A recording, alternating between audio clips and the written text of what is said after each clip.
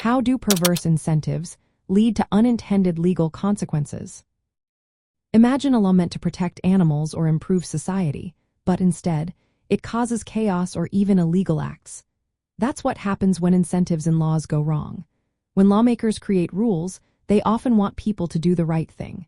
But sometimes, people find ways to game the system or react in ways that backfire.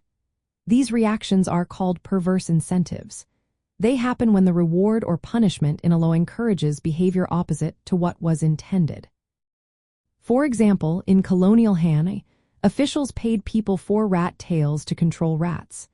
Instead of reducing rats, people started breeding rats just to cut off their tails and collect more payments. This made the problem worse, not better.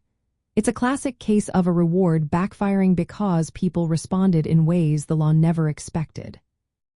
In the United States, some strange laws came about because of similar issues.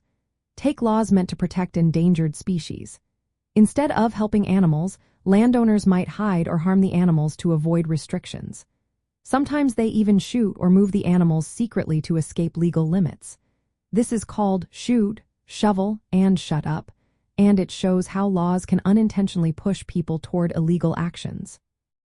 Another example is workplace incentive programs. When employees are rewarded for hitting sales targets, some might open fake accounts or commit fraud to meet goals.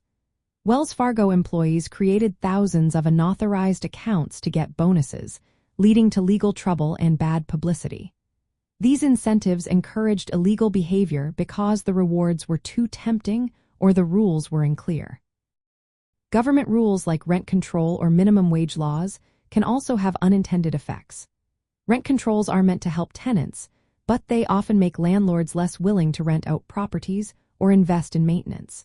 This can reduce the number of available homes and increase illegal subletting or unregulated rentals. Similarly, high minimum wages might lead to fewer jobs or more automation, which can cause legal disputes or economic issues. All these examples show how incentives built into laws can lead to outcomes that are the opposite of what was intended.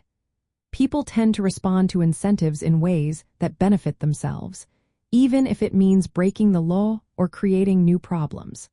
This is why many strange and wacky state laws exist. They are often the result of laws that had good intentions but created loopholes or reactions that led to absurd results.